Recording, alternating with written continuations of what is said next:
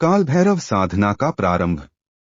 प्रमिला नाम गुमनामी और गोपनीयता बनाए रखने के लिए बदल दिया गया है नामक एक भक्त ने अपने अंदर काल भैरव और काल भैरवी का आह्वान किया।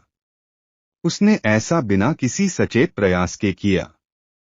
समय के साथ उसने देवताओं की सिद्धि प्राप्त कर ली और उन्हें अपना गुरु मान लिया। देवता हमेशा उसकी सहायता और सुरक्षा के लिए उसके साथ मौजूद रहते थे। लोग तांत्रिक देवियों और देवताओं को आसानी से बुला सकते हैं, बशर्ते कि कोई उनके और तांत्रिक गुरु के प्रति अत्यंत ईमानदार और समर्पित हो। देवताओं का आह्वान केवल प्रेम के माध्यम से ही किया जाता है, बशर्ते साधना प्रक्रिया से कोई भौतिक लाभ न मांगा जाए। यह आह्वान का एक रूप है। कई मामलों में लोग विवाह के समय भगवान भैरव की कृपा का आह्वान करते हैं। हालांकि काल भैरव साधना की सिफारिश नहीं की जाती है। भगवान शिव के कई रूप हैं, जिनमें से श्री भैरव अत्यंत शक्तिशाली हैं। वे समर्पित विवाहित जोड़े की रक्षा करते हैं और उन्हें आशीर्वाद देते हैं। सत्व गुण में श्री भैरव की कृपा का आह्वान करने वाले भक्त देवता की शक्तियों को सक्रिय करने में सहायता के लिए एक छोटी सी साधना करते हैं। इस विधि के माध्यम से प्रमिला काल भैरव के साथ साथ विभिन्न देवताओं का आह्वान कर सकती थी। श्री भैरव का आह्वान भगवान शिव का एक शक्तिशाली रूप। सामान्यतः लोगों के पास दो मार्ग होते हैं। एक वाम मार्ग जो वैदिक पद्धतियों से संबंधित नहीं है। दो दक्षिण मार्ग जो वैदिक पद्धतियों से संबंधित है।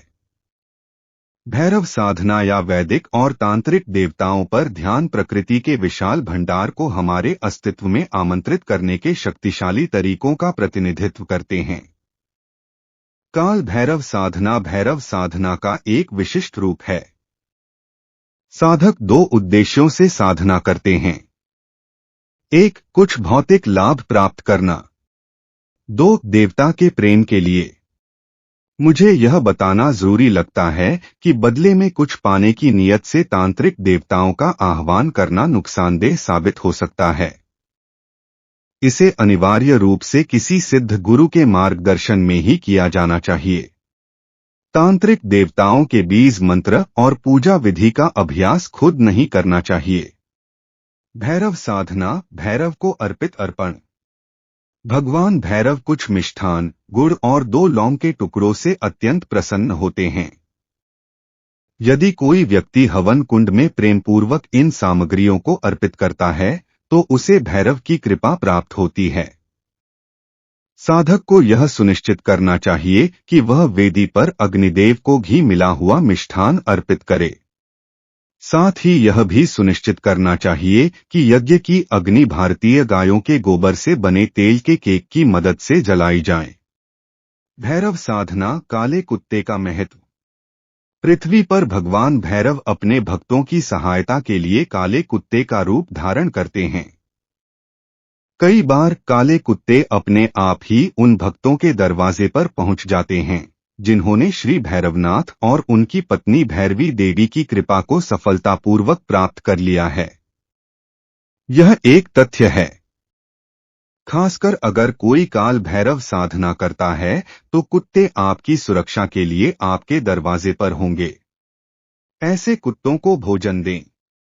आप निश्चित रूप से महान भगवान द्वारा संरक्षित होंगे। यदि कोई भगवान भैरव का स्मरण करते हुए काले कुत्ते को भोजन खिलाता है, तो वे काले कुत्ते के माध्यम से उस भोजन को प्रेमपूर्वक स्वीकार करते हैं। आप काले कुत्ते को मीठा दूध भी पिला सकते हैं। भगवान भैरव को ऐसा प्रसाद बहुत पसंद आता है।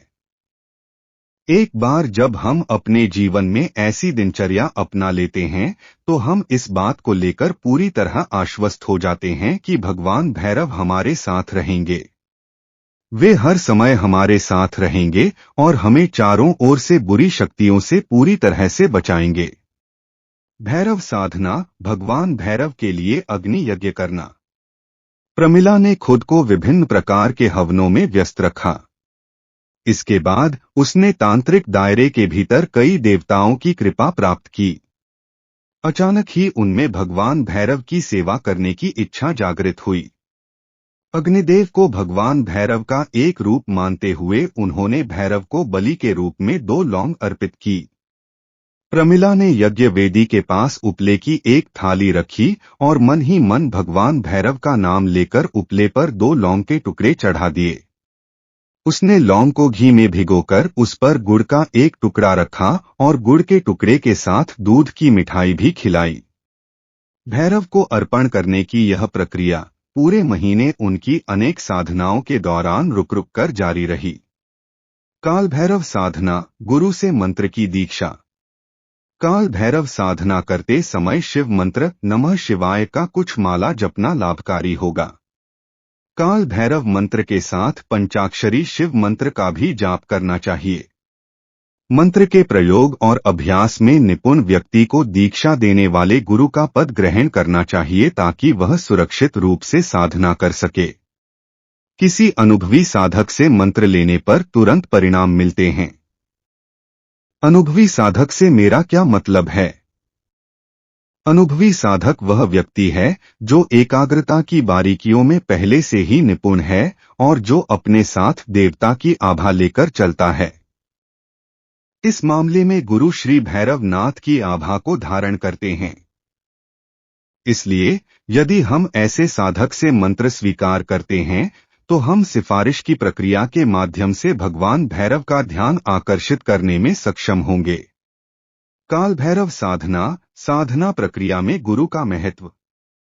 मंत्र देने वाला व्यक्ति एक तरह से देवता के पास आपकी सिफारिश कर रहा होता है। ऐसा व्यक्ति गुरु होता है। केवल एक अनुभवी साधक ही जो आपकी प्रतिबद्धता और ईमानदारी से आश्वस्त होता है, तांत्रिक विधि प्रक्रिया का पालन करते हुए आपको मंत्र देने के लिए सहमत होता है।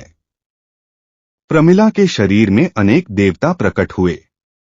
प्रमिला का मामला भैरव साधना में रुचि रखने वालों के लिए एक दिलचस्प अध्ययन प्रस्तुत करता है। प्रमिला अपनी कुल देवी, परिवार देवता, देवी शक्ति का एक रूप के लिए प्रतिदिन हवन अग्नि बलिदान करती थी। ऐसे ही एक अवसर पर देवी अपने शरीर सवारी या वाहन में प्रकट हुई। जब देवी किसी व्यक्ति को वाहन बनाती हैं, तो उस देवता की शक्तियां और मनोदशा तुरंत उस व्यक्ति पर हावी हो जाती हैं। उस अवसर पर उसे वाहन के रूप में इस्तेमाल करने वाला पहला देवता उसकी कुलदेवी या पारिवारिक देवता थी। इसके बाद सभी तांत्रिक देवता एक एक करके उसके शरीर में प्रकट हुए और अपनी अपनी शक्तियों से उसे भर दिया। उस समय उसके आसपास के लोग अचंभित और स्तब्ध रह गए, क्योंकि देवताओं ने प्रमिला पर कब्जा कर लिया था।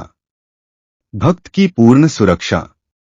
देवताओं ने प्रमिला की ईमानदारी और कई वर्षों तक की गई साधनाओं के कारण उसे प्राप्त हुई शक्तियों के बारे में बताया। काल भैरव और काल भैरवी ने एकत्रित जनसमूह को आश्वस्त किया कि प्रमिला अब श्री भैरव और भैरवी के नेतृत्व वाले तांत्रिक देवताओं के अधीन आ गई है। देवताओं ने आगे बताया कि प्रमिला का घर और परिवार के सदस्य अब एक अदृश्य शक्तिशाली बाढ़ से सुरक्षित हैं और पृथ्वी पर कोई भी शक्ति इस बाढ़ को भेद नहीं सकती। 2 रूप। साधना 2 प्रकार की होती है। 1 कामना पूर्ति की भावना से की गई साधना। 2 प्रेम या भक्ति की भावना से की गई साधना।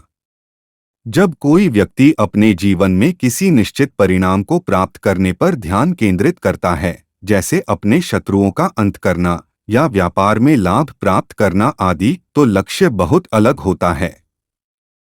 उस समय कोई प्रेम या भक्ति प्रकट नहीं हो सकती। साधना मुख्य रूप से केवल कठोर नियमों और विनियमों पर केंद्रित होगी। ऐसे व्यक्ति को देवता की विशेष कृपा प्राप्त करने के लिए सटीकता के साथ विशिष्ट अभ्यासों का पालन करना चाहिए। तभी इच्छाओं की पूर्ति की संभावना हो सकती है। देवता के प्रति विशेष प्रकार की रुचि होने पर इष्ट देवता के प्रेम के लिए ही साधना की जाती है। ऐसी साधना केवल प्रेम की शुद्ध भावना पर आधारित होती है, जिसमें कोई अपेक्षा नहीं होती। यह प्रेम को साधना का प्रमुख प्रेरक तत्व माना गया है तथा साधना की प्रक्रिया को गौण महत्व दिया गया है।